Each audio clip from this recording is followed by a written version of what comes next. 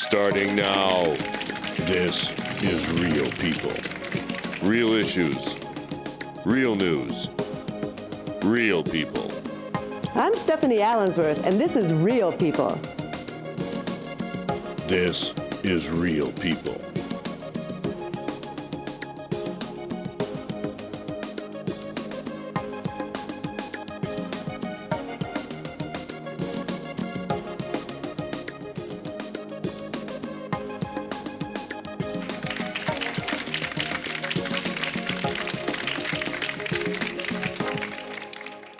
Hi, welcome to the show. My guest today is Dawn Snyder.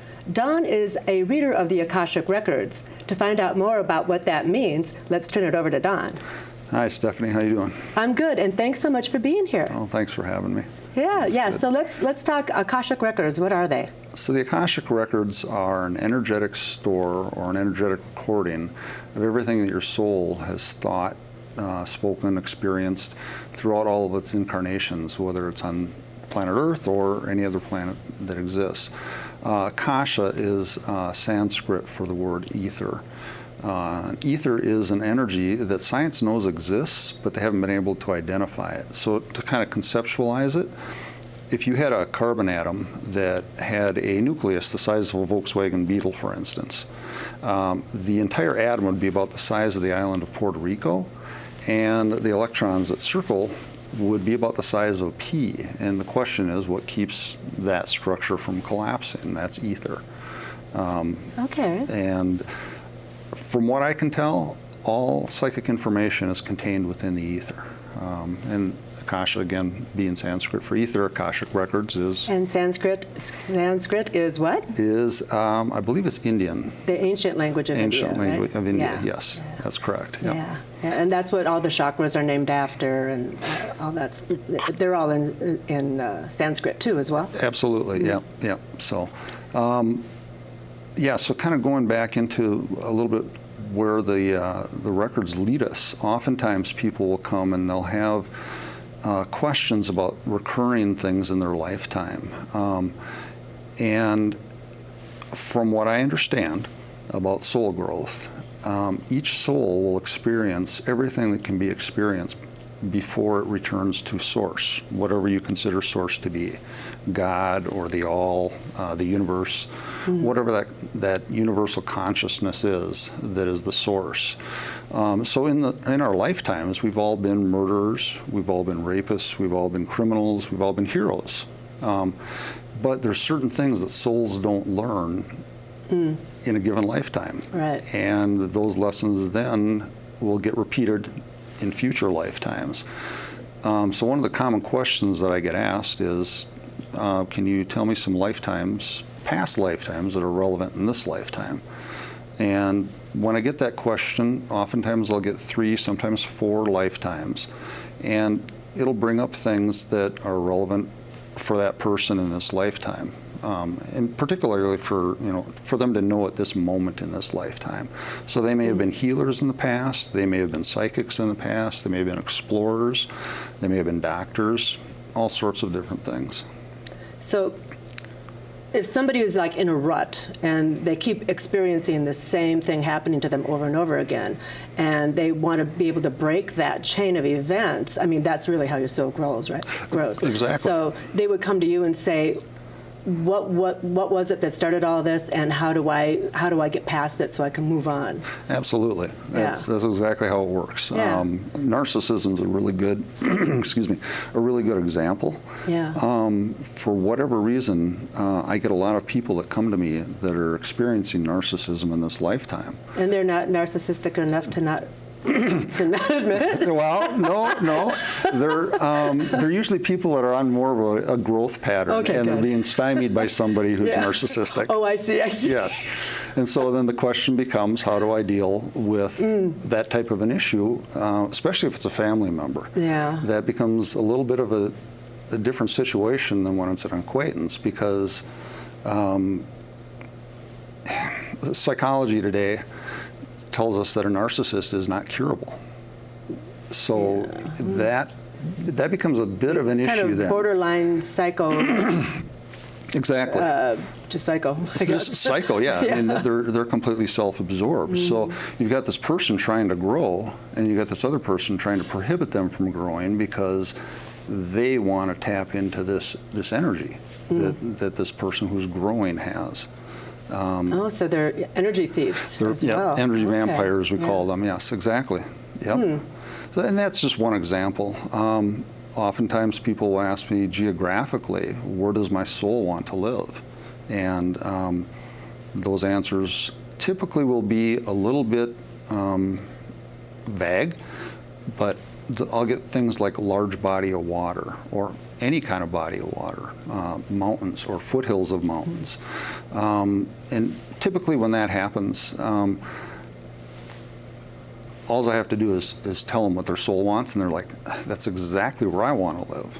And it's a nice confirmation. But validation as well. But for them, it's more of a relief. It's like, why do I want to keep going to, you know, to Tucson, Arizona, or wherever the case may be? Their soul's just attracted there because more than likely they experienced a good lifetime, and their soul remembers that, and their soul feels energetically connected to certain types of geography. Okay. Yeah, so where do the Akashic Records reside? Are they in the ethers, or are they, like some people say, they're in heaven? And I've heard another person say something about where they're in India somewhere. Ah, okay. Well, So like you can go there and actually go through the library, which you can. which Anybody can, I suppose, if you know. yeah, so your records access. are right here sitting next to me. Oh. And my records are right here. Oh, okay. So they're internal, or Yeah, all around us in our auras? Or? They're energetically within the ether, which is inside of every atom. I gotcha. Okay. And so you have access to your records all of the time. It's something that goes with your soul. So are we accessing them all the time and not even knowing it? That's very possible. I, for lack of a better term, learned how to access them without even knowing I was doing it. At a fairly young age, actually. I was about 13. Oh, well, let's go there then. Tell us how this all got started for you. Okay, so I was brought up. I'm German and Swede, living in Minnesota. So I, went to a Lutheran church, and I went away on a church retreat when I was 13. And something changed for me during that retreat. And I can't tell you exactly what it was, except I was connected all of a sudden. And once I had that connection, I thought I was talking to God. I didn't know anything about psychic. This was back in the early 70s? Yeah, would have been early 70s. Yeah, it was still taboo then. It was taboo, exactly. And so I had told a family member that I could talk to God. And they said I was sacrilegious, I was blasphemous, that I couldn't talk to God without getting proper training through the church. And so that kind of stymied me for a while. But every time I got into a rut between then and the time I started practicing, I would ask myself, what does my soul want? And just, you can open your records with just intent. You don't need a special prayer, although I do use a prayer just because it helps people kind of get in the mood, a short meditation kind of a thing. But it's 5-7 seconds long. So you can access your own records with just intent. Ask yourself, what does my soul want?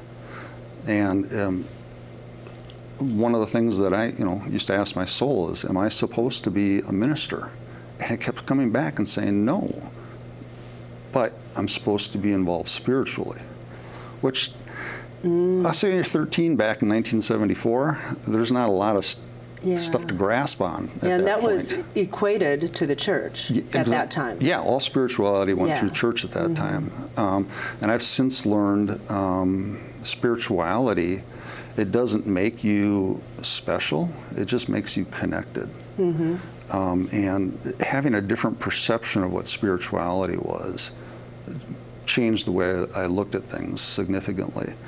And that's what I want to spread the word about with the Akashic Records, is that you can change the way that you see things by knowing that you're intended to be here for a specific reason.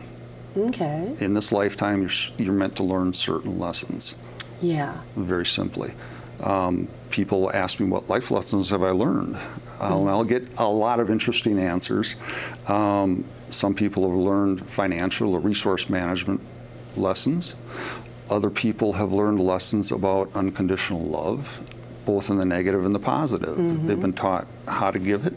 They've been taught how to deal with not having it returned. Unconditional love, in theory, doesn't have to get returned, but in a human sense, we expect all kinds of love to get returned.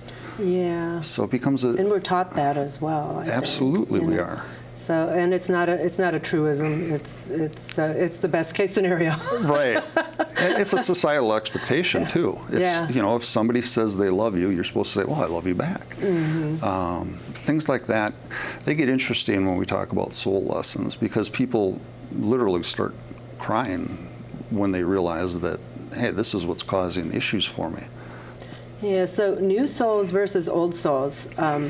You know, because I think we still do get new souls coming into the planet. Yeah. And so are those, how do those people differ in today's society from the people that are the old souls? Well, the old souls, in my opinion, this is just one person's opinion, mind you, the old souls, or the mature souls who have learned a lot of lessons, they tend to want to know how they can help other people and be of service, how they can help other people experience the soul growth that they've experienced. A younger soul, or souls that refuse to learn lessons, so to speak, those souls tend to want to know, well, how can I be successful in this lifetime? Yeah. How can They're more self-centered and looking for self-achievement versus giving to others, giving back. Exactly. Yep. Yeah. And it's interesting. I can almost tell from the second a person sits down what kind of a soul they're carrying with them. So it might be a little more towards the narcissistic spectrum? I said narcissism, and I've never actually had somebody that I consider narcissistic ask for a reading. Oh, okay. And they wouldn't. Yeah, because they would never... They would never consider themselves needing any type of advice. And that's the interesting thing about a narcissist is they need it the most. Yeah, exactly. Yeah, so those. Like, that's too bad. Maybe do it's Free Narcissist Day. There you go. That might actually. No, I don't think that's going to work. But yeah, so the younger souls, as you call them, or the souls that have learned fewer lessons, they tend to want to know how they can achieve societal norms, as opposed to the older, more mature souls want to know, how can I help society out? How can I help the greater, the universal consciousness become one? Yeah, we need a lot of that right now, and I'm hoping there's a lot of old souls on the planet, because we've never needed it more. Yes. I hang around with a few of them. I can tell you there's a good supply. There could be more, but there's a good supply. Yeah, there's a whole lot of people that are trying to do, for the greater good. Yeah. And it's so interesting to be where we are today and know what, I'm not by any means any type of a professional, but I have studied. So I know about the Akashic Records, and I've studied, in the metaphysical realm. Right. So I'm not a novice, but I can definitely see, like you said, when people are not willing to give anything, it's like, geez.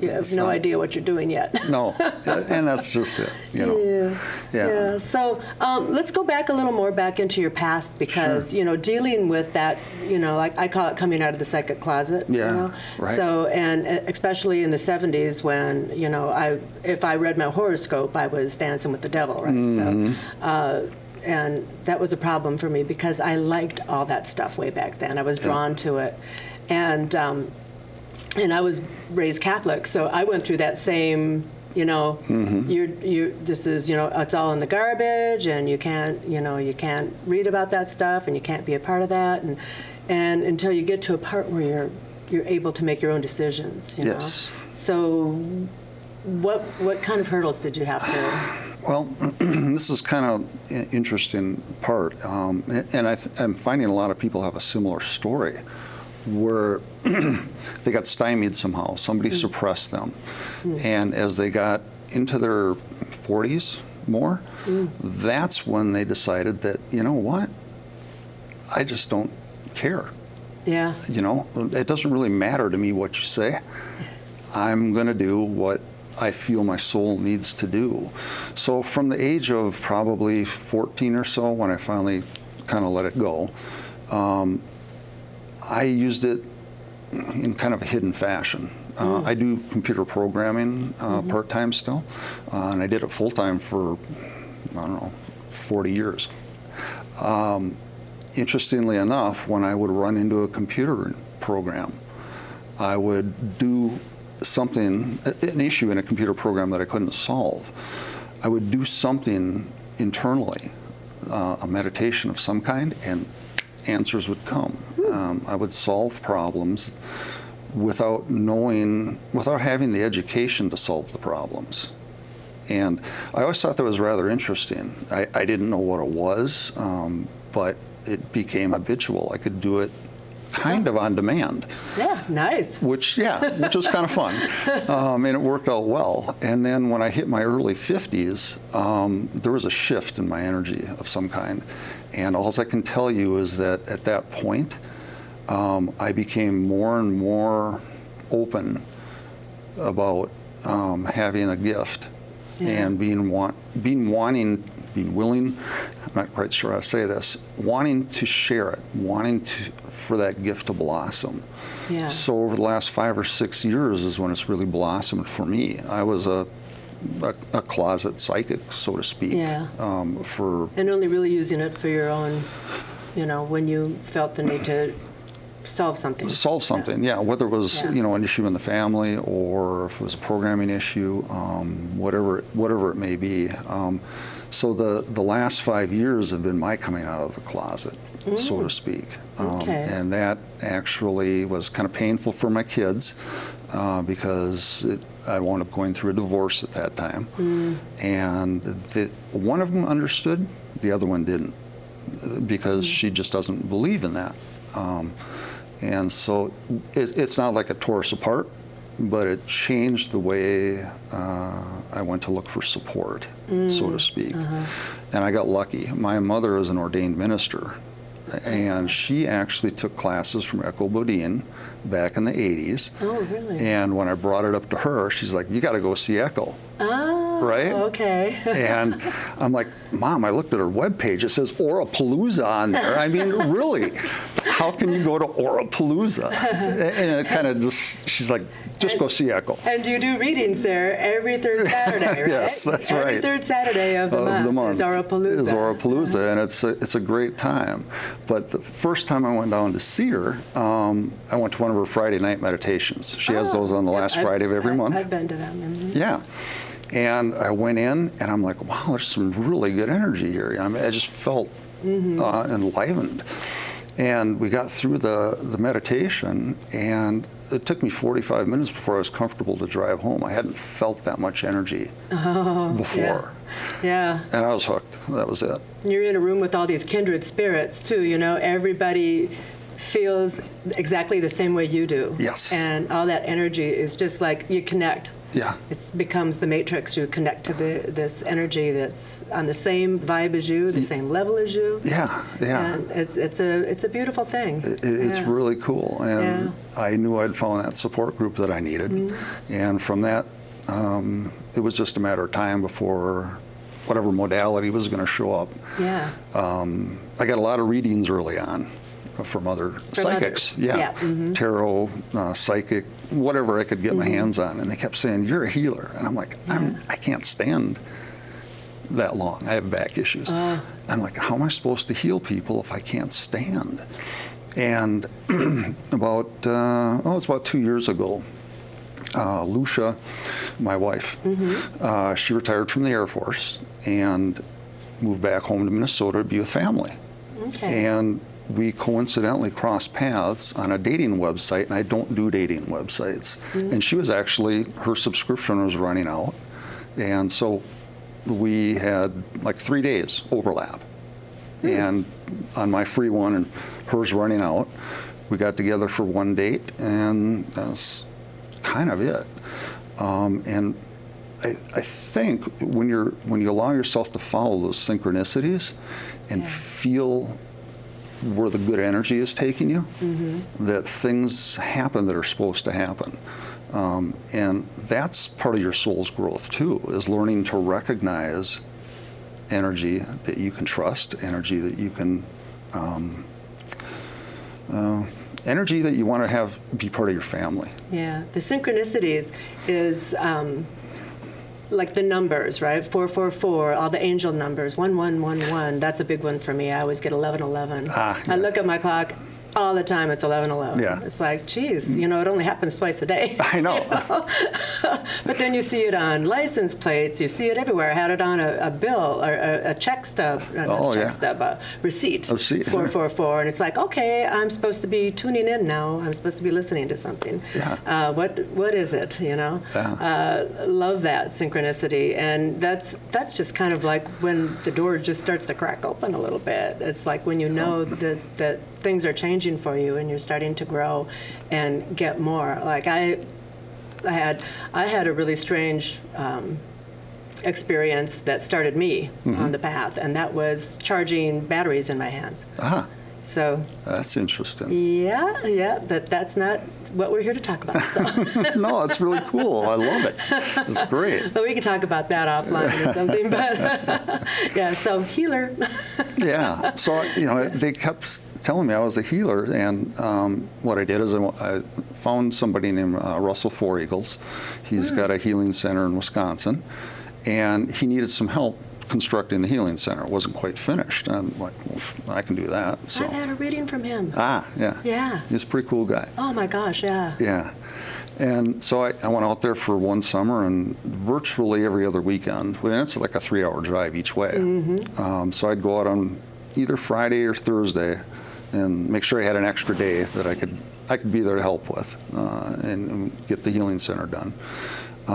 But I learned a lot from him, and that was a synchronicity. And interestingly enough, we haven't spoken in almost 2 years. Oh. And I think we're both okay with it. It doesn't feel like I need to reconnect with him. It felt like he was a teacher that I needed to meet. Exactly. The same way I met Echo, the same way I met other teachers that I've had. And it's just fun. I call it tools in my toolbox. Yes. You know, you go and you learn different things and different modalities from different people, and you take what you need and leave the rest. Take what resonates with you. Right. And leave the rest. And I'm a firm believer in that, because I'll never be on one single modality. I infuse them all. Yeah, well, you can't limit yourself. I mean. So readings now, you're doing just the Akashics strictly, or are you doing other kinds of readings and workshops and that sort of thing? Pretty much just Akashic readings and healings. What I've started doing is offering, if people want to get an in-person reading in my home, we'll leave the records open when the reading is finished, and they'll go on the table, and I'll do a healing there.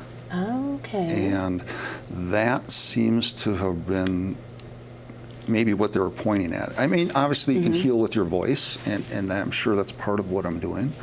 But as well, when people get on the table, they tell me that they feel things, they hear things, there's vibrations that they've never, their soul's attracting this energy. Right. Because their soul's already opened up for the last half hour, 45 minutes. You're doing soul readings, basically. Soul readings. Yeah, soul healings. Soul healings. Yeah. Yep.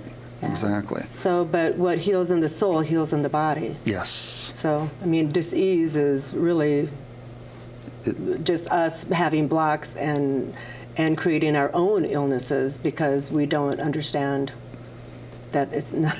Sorry, but I don't think any of it's actually real, and people are going to be mad at me for saying that, but we create a lot of our own problems by not dealing with our issues. Oh, yeah. I mean, well, even science now is saying stress can cause you to be sick. Well, if stress can cause you to be sick, then why can't stress to your soul cause you to be sick? Yeah, the elimination of stress, is a healing thing right there. It's huge. Just get rid of it. Yeah. What's stressing you out? Let it go. Let it go. Yeah. But I think that's the part that people have the hardest time with, is letting go of things that, they might be baggage and they might be burdening them, but they're so familiar with them that they don't know what to do without them. Right. There's a comfort factor. Yeah. It's almost like they can't live without the discomfort. Yeah. And that's an unfortunate situation. That took me a long time to break out of that,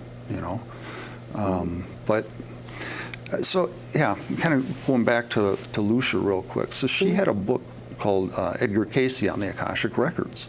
She has a friend down in Texas who does Akashic readings as well. And she just happened to have some material, and I started reading it, and I'm like, whoa, this is not what other people told me Akashic Records were. And I started reading that book, and needed to get more information. So there's another book by a woman named Akemi Jean. I read that. Finally, I thought, I'm going to find something that tells me how to do it, right? Even though nobody ever told Edgar Cayce how to do it. So there's a book. Are we? Yeah. Okay.